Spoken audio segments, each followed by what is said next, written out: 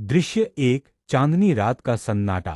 Background में बहते पानी और रात के झींगुरों की आवाज।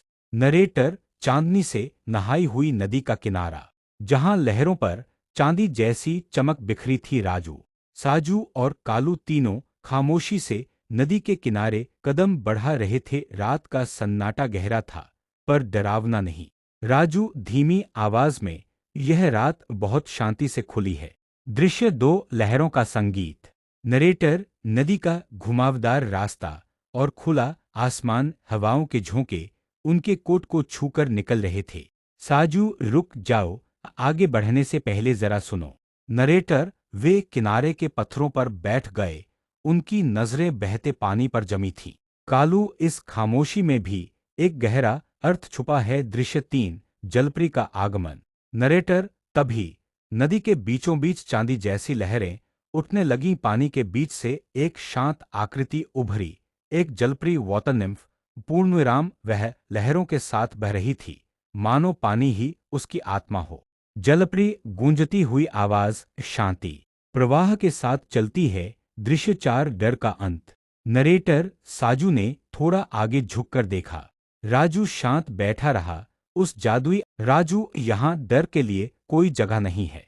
नरेटर, चांद उनके ठीक ऊपर था। पानी में उनकी परछाइयां हिल रही थीं और वह जलपरी धीरे धीरे आगे बढ़ रही थी। कालू, लम्हे गुजर जाते हैं पर यादें रह जाती हैं। दृश्य पांच, जादुई पलों की विदाई। नरेटर, नदी का रास्ता अब संकरा हो रहा था।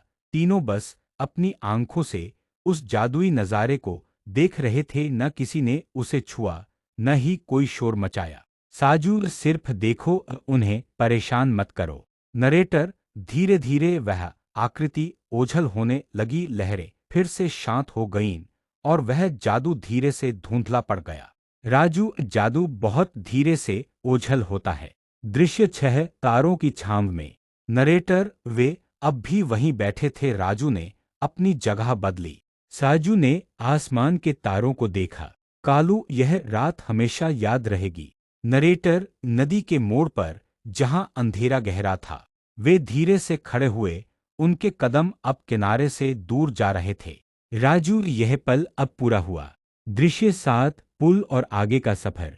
नरेटर, रास्ते में लकड़ी का एक पुराना पुल आया। जैसे ही वे पुल के बीचों बीच पहुंचे, उन्होंने नीचे बहते पानी को देख। साजू, वक्त बस आगे की ओर बहता है।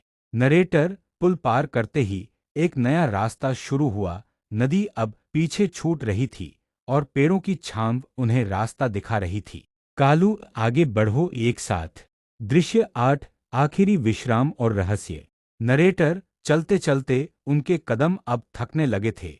उन्होंने अपनी रफ्तार धीमी की। रात अब और भी गहरी और शांत हो चुकी थी। राजू, अब शरीर को आराम चाहिए। नरेटर, वे तीनों क्षितिज हॉराइजन की ओर देखते हुए एक साथ खड़े हो गए। नदी अब दूर थी, लेकिन उसकी आवाज अब भी उनके कानों में थी। नरेटर, आखिरी शब्द।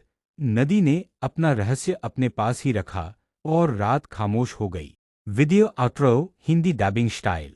तो दोस्तों, कैसी लगी आपको इन तीन दोस्तों और उस जादुई जलपरी की यह कहानी? हमें कमेंट्स में बताएं।